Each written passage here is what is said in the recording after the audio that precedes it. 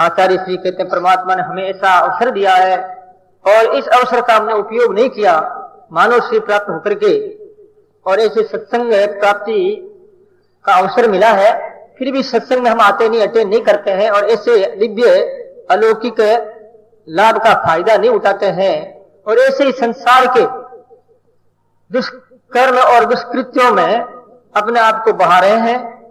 इस विषय में महाराज श्री कहते हैं, बातों में ही बे गया निकल गया दिन रात, दरिया मोलत पूरी भही, दरिया मोलत पूरी हुई,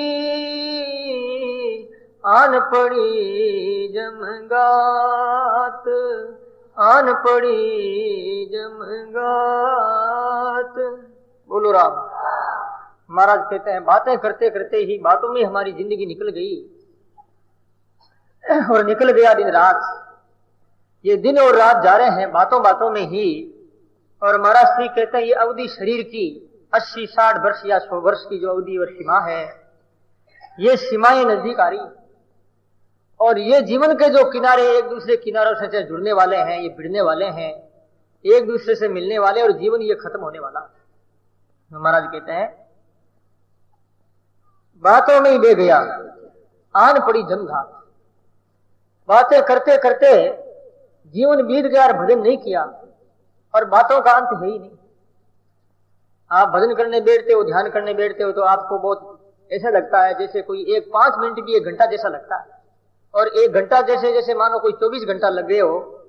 ऐसे मन में जो है अनबनी सी अटपटी सी होती है कि ये क्या कब समय पूरा होगा। घड़ी देख रहे हैं कि बार बार समय जल्दी पूरा हो जाए तो खत्म हो जाए नित्य नियम, ये राम राम करना और दूसरा काम में लगूं। और ऐसे आप बातें करते हो तो रात भर बातें करेंगे, आपको नींद भी नहीं आएगी। बातों में बड़ा मजा आता है, आनंद आता है। इसलिए संसारिक जो बिना मतलब की बातें हैं, इससे जिंदगी इतनी बर्बाद होती है। उतने आदमी जो मुंह रह करके जो बैठा रहता है और कुछ नहीं करता है, आलसी है, वो अच्छा है उनकी अपेक्षा। वो पाप तो नहीं करता बेचारा, वो दूसरों की गंदी बातें निंदा चुगली कर करके पता नहीं दूसरों के पापों को धो करके वो स्वयं पी रहा है। इस वास्ते बातों को बताया है। मीरा ने तो भाइयों के लिए बहुत संकेत किया है, बहुत इशारा किया कि भाई तुम ज्यादा बातें करती हो। जितने भाई बातें नहीं करते हैं वो घर में भाई बैठ करके कोई चौकी के ऊपर 2-4 मिल बैठ के बैठ जाएगी कि फलानी यान की है, फलानो यान को है, फलाना की बेटा की बुआ आई और तो ठीक है, पर गूं तो कौन काटेगा। तो थाने कहीं तो नहीं काटेगी, मेरी मर्जी है और तो क्यों। अरे दूसरे को पराये से क्या लेना देना। घूंघट तो भाई वो निकालना है, लाज तो वो है आंख की। कई ऐसी होती है माताएं बहनें जो आंख दृष्टि कभी भी पुरुष के सामने नहीं मिलाएगी, चाहे वो घूंघट नहीं भी निकालती है तो दृष्टि की लाज है। फिर आपने घूंघटा निकाल दिया तो क्या हुआ, गांव में थे देखे को नहीं, घूंघटा काट पड़ी यूं देखे, लेकिन माता रो घूंघटो काटी वो कोई घूंघट आ गई आंख मिलाई। यहां तक तो घूंटा है, हाथ ऐसे करके देखे। लाज अंतकरण से होती, शर्म होती अंधकरण से। ये तो शरीर के अंदर है, अंग है ये तो बेचारे, ये तो इंद्रिया है, इनको क्या, ये तो जड़ है। अंदर जो मैं कह रहा हूं ये चेतना जो प्रकृति की है, मन के ऊपर जो हावी है, बुद्धि के ऊपर जो हावी है, बुद्धि और मन निर्णय कर रहा है और वो अपनी स्वयं की तस्वीर बना रहा है। वो तस्वीर चाहे अच्छी बनती हो चाहे बुरी बनती हो, इसका अंदाज तो सत्संग में ही लगता है। या कोई साधक होता है, साधना करता है, वो अंदाज लगा सकता है कि मेरी तस्वीर की कैसी रचना हो रही है और कैसे बना रहा हूं मैं। तो मीरा ने कहा है, अये बाया सुनो तो सरी, ये बाया सुनो तो सरी, मारा राम जी दयाल हरने भूल गी काहीं। घर में बाता बायर बाता, बाता पानी जाता, घर मेरे बाता बायर ए बाता थारी कदे निखूटे पड़े जमारी, लाता बाया सुनो तो सरिये बिना। मारा राम जी दयाल हरने भूल गई काहीं। कितनी सुंदर बात। मीराबाई जो है भाइयों की पक्ष लिया है मीरा ना, ये पक्ष है। किसी को अवगुण बताना, गलती बताना उनकी, तो सहायता ही तो कर रही है, उनकी सपोर्ट कर रही है। मीरा कहती है मेरी बाया मेरी जाति नारी जाति होकर के भी इनमें ये अवगुण है, इसलिए मैं इनको चेता दूं, मेरा ये धर्म है। इसलिए मीरा ने कहा है बाया सुनो तो सही, बेना सुनो तो सही। हमारी राम जी दयाल हरने भूल गई कहीं, घर में बाता बारे बाता, और बाता पानी जानता। अब पानी लगा के टूटी घर में जल आ गया, कहां जाएगी बातें करने के लिए। तो भी मान लो कोई गांव में तो जाती है, आज भी तालाब है वहां पानी लेके जाती है, पानी नहीं लगा तो क्या इसे घर में बैठ करके बात करेगी। ये बातें इतनी बोने वाली है, और परमाद में इतना समय जा रहा है अपना। अब ध्यानपूर्वक सुना इन बात को, आप ऐसे मामूली साधारण हंसी मजाक में नहीं उड़ाना। ये बात बहुत काम की है। आप दूसरों की बातें करना छोड़ दो, कल्याण हो जाएगा, ये सही बात। कोई क्या करता है, कोई गंदा काम करता है, खराब कर्म करता है, कोई दुष्ट होगा, डाकू होगा, हत्यारा होगा, अपना वो क्या लेना देना। सुन तो कह तू अपने या में खोज तू कितना बुरा है, अपने आप की बुराई देखो तो बुराई वो खत्म हो जाएगी। और आज के जमाने में लोग दूसरों की इतनी बुराई देखते हैं। एक पेपर में आ गया किसी के प्रति ऐसे ही आ गया, कोई द्वेष से निकाल दिया। अब वो पेपर को देखेंगे, पेपर में आया फलानो यान को और फलानी यान की, वहां ऐसा हो गया, बलात्कार हो गया, उनको बार बार खबरें पड़ेंगी।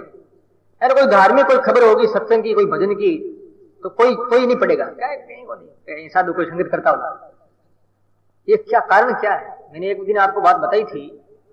ये कारण इस वक्त यही है कि हमारे अंधकरण के अंदर जो है अलग अलग स्विच लगे हुए हैं, बटन लगे हुए हैं। तो हमारा जो स्विच, कौन सा स्विच खोला हुआ है? अवगुणों का। हमारे अंदर अवगुण भरे हुए हैं, तो अवगुणी आदमी अवगुण ही देखेगा, गुणी आदमी हो गया वो गुण ही देगा। महाभारत में कथा आती है, भगवान कृष्ण का युधिष्ठिर से, युधिष्ठिर दुनिया में कोई बुरा आदमी है तो उसको मुझे ला, बता कौन सा बुरा आदमी। युधिष्ठिर जी महाराज देखने के लिए जहां जहां गए तो इसमें एक बुरा, तो ये तो गुण है, ये तो है, लेकिन ये तो गुण है। युधिष्ठिर महाराज बेचारों ने बहुत दौड़ धूप की, कहा महाराज मुझे तो कोई ऐसा गुण दिखाई नहीं, सब गुण ही गुण दिख रहे हैं। दुर्योधन को भेजा गया, कह रहे दुर्योधन कोई गुणी है तो उसको ला दो। दुर्योधन जहां तहां भी गया और देखने लगा, देखता इसमें ये अवगुण है, इसमें ये अवगुण है, घूम घुमा करके वापिस आया, बोला महाराज एक भी गुणी नहीं, सभी अवगुणी अवगुणी। अब विचार करो, संसार तो वही था, देखने वाला की दृष्टि अलग है। तो राम में जगत को देखो नहीं, भगवान में क्यों किसी का बुरा करें, क्यों किसी की बुराई करें, कोई मतलब नहीं है। सबसे बड़ा अपराध पाप बताया। इस वास्ते किसी की आलोचना निंदा मत करो, बातें मत करो, कोई फायदा नहीं। चाहे हम उनकी अच्छी भी बातें करते होंगे, लेकिन अच्छी भी बात मत लो। श्रीमद् भागवत में आता है, गुणेश तुभे वर्जनते, गुण वही है, न तो किसी की स्तुति करे और न किसी की निंदा करे। स्तुति भी क्यों करें, किसी क्या लेना, भगवान की स्तुति करो, बड़ाई करो तो भगवान की करो, अपने क्या, ठीक है वो अच्छा काम करता है तो उनका उनके काम आएगा, उनका भला होगा, उनका हित होगा, अपने को क्या। लेकिन उनसे प्रेरणा जरूर लेनी चाहिए कि बेचारा वो अच्छा काम करता है तो अपने को भी अच्छा करना है। इस वास्ते गुण और अवगुण किसी को भी देखें, किसी का नहीं देखना चाहिए, ऐसा भागवत में आया है। मुक्त महान पुरुषों के जीवनों का लक्षण है। तो आचार्य श्री ने यहां पर बताया है, बाता में बे गया निकल गया दिन, मोलत पूरी भई। मोलत नाम अवधि का, सारा संसार मोलत के आधार पर है। ये बड़े बड़े पहाड़, नदियां, समुद्र, आकाश, वायु, पृथ्वी और ये त्रिलोकी सब अवधि। संतों ने कहा कि सनदास मोलत मंडी, सप्तदीप नवखंड, राजा राणा मोलती, मोलत पिंड ब्रह्मंड। किशनदास मोलत मंडी, ये मंडी किनकी मंडी है? संसारी मोलत की मंडी। इस वास्ते महाराज जी कहते हैं कि मोलत के पहले पहले कोई भजन कर ले, मोक्ष की प्राप्ति कर ले तो कर ले। एक कोई महात्मा घूमते आए, एक सेठ के द्वार पर राम आवाज दी तो सेठ आया दौड़ा दौड़ा, देखे तो महात्मा कोई भिक्षा के लिए खड़े हैं। सेठ ने से बोले कि महात्मा आए हैं, भिक्षा ला, भिक्षा दी। और महात्मा उच्च कोटि के संत थे। महात्मा को देख करके सेठ के आंख में आंसू आ गए। गरीब था बेचारा। गरीब क्या था तो बहुत पैसे वाला, लेकिन घाटा लग गया तो गरीब हो गया। महात्मा ने कहा सेठ आंख में आंसू कैसे आए? कि बाप जी बहुत धनवान था। वो बातें आज याद आ रही है। बड़े बड़े मेलों में रहने वाला और भोग और ऐश आराम करने वाला, हजारों के ऊपर जो है शासन करता, आज मैं सबसे अलग थलग पड़ गया, गरीब हो गया। वो बातें मुझे याद आती है। लोग बातें याद करते हैं ना, कोई पैसे वाला होता है ना, कोई घाटा लग जाता है कि पहले मेल बिक गया, मेरी कारें बिक गई, अब मैं साइकिल पर, अब तो मैं सड़क पर आ गया हूं। ऐसे लोग बातें करते हैं। लेकिन आदमी को सदा ये देखना है, अपने से आप नीचे को देखो। ऊपर वालों को देखेंगे तो जीव में जलन होगी, कलेजा जलेगा। एक बार वेस्ट बंगाल में मालदा में मेरा प्रोग्राम हुआ। एक कोई मेसरी सेठ था डागा, उसने एक अपने कहानी सुनाई जीवन की कि महाराज मेरे पिताजी बहुत ही पैसे वाले थे और महात्मा गांधी के साथ रहते। भारत आजाद हुआ, उस आंदोलन में वो मुख्य थे, गांधी जी के एक हाथ थे।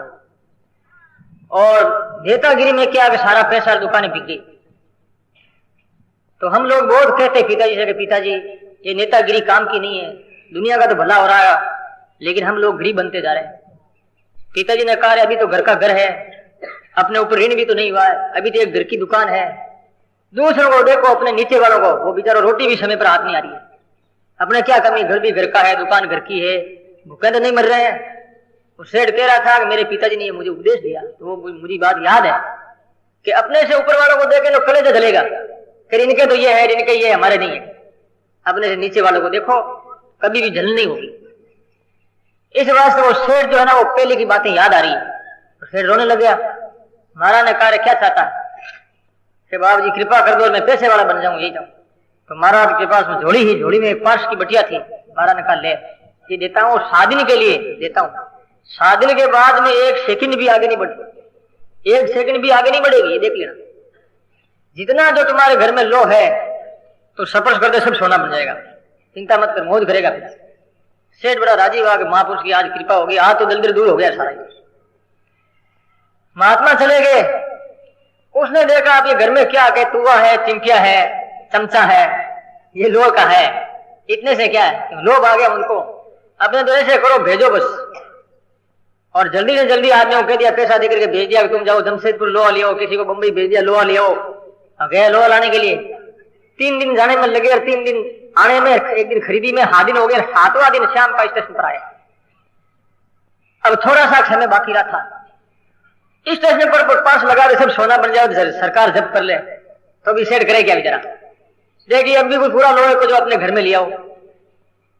खूब जो है नौकरों को बुला करके इधर उधर से लोहा जो अपने घर में ले आ, घर में ला करके विचार किया कि अब स्पर्श करना है पर्स का। इतने में बाबा जी आ गए, महात्मा जी, सेठ लाओ पर्स लाओ। अरे वाह महाराज, अभी तो जो है ये लोहा घर में आया है, हम लगा रहे हैं कि नहीं देता कि नहीं देता, अभी एक सेकंड भी आगे नहीं बढ़ सकता।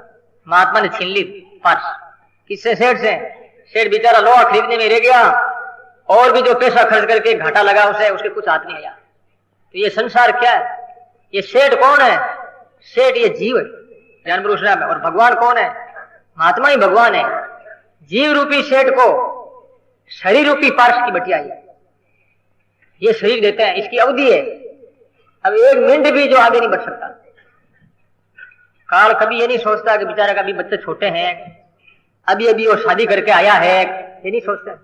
मालूम नहीं आपको, अभी एक्सीडेंट हो गया था, शादी करके आया था, यानी बीन मर गया, बीन नहीं रह गई, पीड़ा हाथ वहां सिर्फ। आप बोला मारवाड़ी में गया, अतलेवा को पाप लगियो, अतलेवा को पाप लगियो।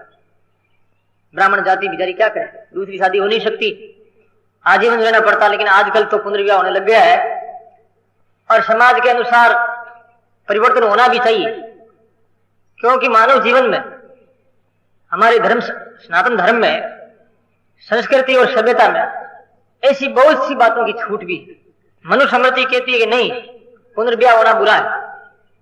पाराशर ऋषि कहते हैं कि नहीं, पुनर्विवाह करने में कोई अपराध नहीं। यदि वो अंदर बैठ करके लड़की, उनके अंदर पाप आ रहे हैं, पापों की जो है तूफान उठ रहे हैं, तो उनकी अपेक्षा तो शादी करना, पुनर्विवाह करना अच्छा है। हमारे ऋषि है ना, एक ऋषि थोड़ी, ऋषियों में मतभेद है। जैसे नेताओं में मतभेद, पढ़े लिखे विद्वानों में मतभेद, ज्योतिषियों में मतभेद, दिवाली दो, होली दो, अभी जन्माष्टमी दो हुई कि नहीं हुई? पूछ लगे महाराज पहली जन्माष्टमी करा के पचली करा कि भाई पहली वाली कर लो, अरे पच कहीं था पड़े सीधे रहेगा नहीं रहेगा, अपने पहली वाली करो। तो कई लोग स्मार्ट जो है वो पहली वाली मनाते हैं और वैष्णव लोग जो है वो दूसरी वाली मनाते हैं।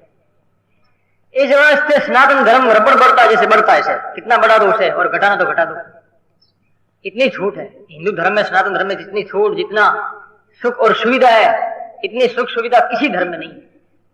विचार करो, विशाल महान समुद्र के समान ही धर्म है। तो सजनो अब वो सेठ बेचारा क्या करे, ऐसे ही रह गया, यानी संसार के कर्म रूपी लोहा इकट्ठा करने में रह गए। संसार के कर्म ही कर्म कमाए, मुक्ति का काम साधन तपस्या भजन ध्यान ये सोना बनाना है, ये काम तो किया नहीं और कर्म कर्म इकट्ठे हुए। इतने में शरीर की अवधि पूरी होगी, शरीर चला गया, फिर रोया रे अब क्या करूं, अब मेरा ये मेल यहीं रह रहा है, मेरे बेटे यहीं रह रहे, मैं अकेला छोड़ करके जा रहा हूं। मरते समय कहता है अये मुनियारी माँ कमलुड़ी तो बुला ले, मुंडो देख लू, अब क्या करे, कमलुड़ी बैठी है बारे, सासरे बैठी भी चल। अब वो बातें याद आ रही और वो तस्वीर आ रही सामने अपने जीवन की, जैसे कोई फिल्म आती है, जिंदगी की पूरी फिल्म आती है मरते हर आदमी के सामने। जैसे शास्त्रों में आया कि मैंने कितने कितने पाप किए, कितने कितने धर्म किए हैं, जिंदगी में आपने भजन किया तो भजन की फिल्म सामने आएगी और उसके अनुसार उसका परिणाम बड़ा अच्छा रिजल्ट निकलेगा, ये पक्की बात है। और बुरे कर्म किए हो और फिर सोचोगे कि अंत समय हम राम राम करके अपनी जिंदगी सुधार लेंगे, नहीं सुधरेगा। जो हर समय को हर क्षण को सुधारता है उसका अंतिम क्षण सुधरता है, जो हर क्षणों को बिगाड़ता है उसका अंतिम क्षण बिगड़ता है। ये सोच के चलना।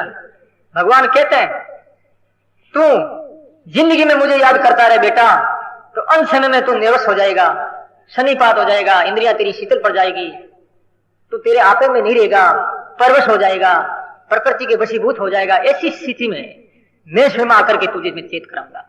भगवान आते हैं अंत समय में, क्योंकि जो आदमी वर्तमान में भगवान को याद करते हैं तो अंत समय भगवान हमें याद करते हैं, ऐसा नियम है।